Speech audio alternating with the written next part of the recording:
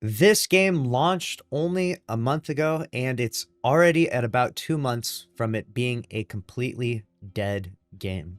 Today we're talking about Splitgate 2, its sequel to the original Splitgate, a game that had a lot of intrigue and interest upon launch because it has a sort of Halo-like feel to it, mixed with these really cool portals that you can kind of jump through and they warp you around the map. It's a cool idea, a cool premise of a game. And Splitgate, I actually did play the original one. I didn't try out Splitgate 2, and we're going to jump into all the details of it right here. We got Splitgate 2 is months away from shutdown. Currently has 6.4K average players. It's down 12% in the last 30 days. There's only 957 people online right now. The hype didn't last long. If you look at the data from Steam charts, Steam is always exposing these games, so the amount of heat that video games get because they're on Steam and Steam just shows all of the population's decline is funny to me. So this one says 30-day gain is negative 1,914. That's bad. They're in the red big time. And 30-day percentage gain minus 27%. So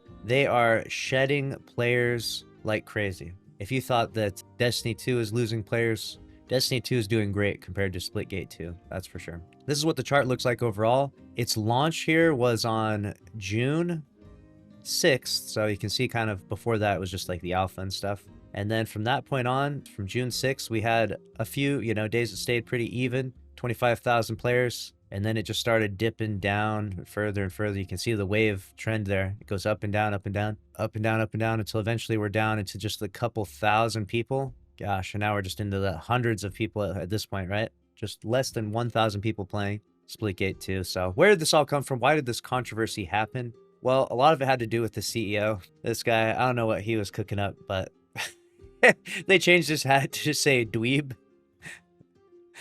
So he tried to promote his new game with the hat, make FPS great again, which, rubs some people the wrong way, probably for a variety of reasons. I mean, the first is going to be, make America great again. MAGA is a Trump thing. And, there's plenty of people that aren't happy with Trump or don't like Trump, right? Right now, I'm not going to jump into the political scheme of America right now, but, it's pretty split. It's pretty divisive right now. He knew that this would spark a lot of interest, though, and he knew that the launch of his new game was going to be difficult to get some traction going, so he actually did this entirely as a stunt. He wore a Make FPS Great Again hat, which drew criticism and comparison to Trump's Make America Great Again hat. He later apologized for the hat's divisive impact, stating it was not intended to be political, but rather to express the developer's desire to improve the FPS genre. He also acknowledged that the hat was a publicity stunt to gain attention for the game. Splitgate 2 doesn't really seem to be advancing FPS in any sort of meaningful way. I haven't really seen any sort of improvements where I was like, wow, this game is noticeably and objectively better than the original. Making it about politics is crazy too. That's one way to try to get some attention for your game, I guess, but unfortunately I think you kind of drew the wrong attention, maybe drew in the wrong crowd. They're going to be shutting the doors pretty soon. Will they be issuing a full refund to players out there? Only time will tell. Sometimes they do that. Sometimes games will issue that refund. You can see there he killed the Act Man. These games, man, I think these games will spend a lot of money getting content creators to promote them. I've seen countless content creators, even Destiny content creators, playing this and promoting this game. It's always an interesting element, right? You get these like super popular content creators to play it. You pay them thousands of dollars. I mean, in this case, at least, it seemingly does nothing. Destiny 2 does the same thing. They'll pay content creators thousands and thousands of dollars to play Edge of Fate or any expansion, and it doesn't really move the needle as much as I think they think it does, right? Ultimately, a game has to be built off of the backbone of it being a really good game that intrigues people. It is difficult getting people's attention in this sphere right now. Gaming right now, it's so competitive, man. Countless multi-billion-dollar corporations with all these vested interests pumping in more money for marketing and advertising and development and expansions and updates and turning everything into live service. Every day there's something new and something interesting. Everyone's grabbing for your attention. Everyone's trying to get you to play their game in any way possible, paying celebrities to play their game so that way you would play as well, perhaps. The gaming industry right now is a crazy space, and it is probably the worst time ever to launch a new game, which is in part brings us back to the conversation of marathon.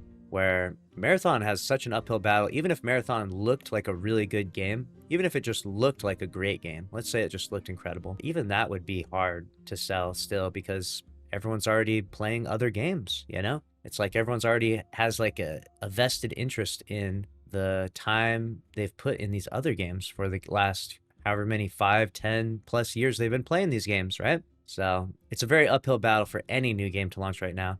But if you do try to launch a new game, it's got to be on a scale like that of which we've never seen, right? Grand Theft Auto has literally invested $2 billion. Grand Theft Auto 6 will come out in 2026. $2 billion was invested into that game. That's the scale at which you need if you want a game to thrive or succeed. I feel like Grand Theft Auto 6 is a guaranteed success. Like, there's no way that game chokes. Even though the gaming industry right now is absolutely crazy, there's just no way that game misses, right?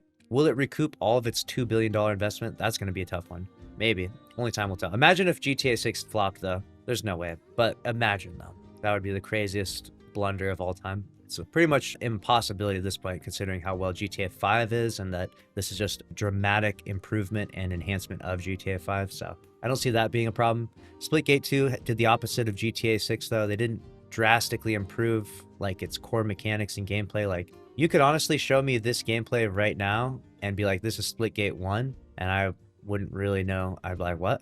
Like, I couldn't tell you the difference between Splitgate 1 and Splitgate 2. I played Splitgate 1 a decent amount, and the differences aren't substantial enough for me. But this game will be gone pretty soon, it seems like, and it will be added to the list of games that are dying or games that are fully dead. And which also brings up an interesting topic, which is there's been this massive push from gamers for this movement called Stop Killing Games, where they want to pass legislation where these gaming companies aren't allowed to just sell you a product like Splitgate, for example, and then shut the doors on the product just a few months later, leaving you with perhaps an unplayable game, or leaving the game in an unplayable state in the next 6 months or a year or whatever it may be. So we'll see what happens with that. We'll see if Splitgate is left in a playable state even after it closes its doors. Or maybe they can pull up the crazy psyop of the century and make this game actually great again, I suppose, right? Like, maybe they can pull it off, make the game interesting, and revive it. But as it looks right now, it seems pretty cooked, you know? They invested everything into this new launch. They paid all these content creators. They promoted the crap out of it,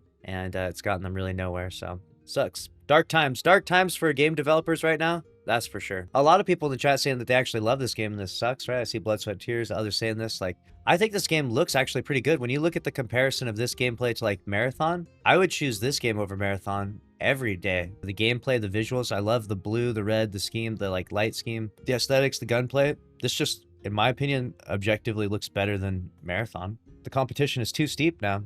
Too many games are already doing it better, you know? You got to compete against the best of the best. He said there's an $80 bundle. Let me look this up. $80 bundle, Splitgate 2.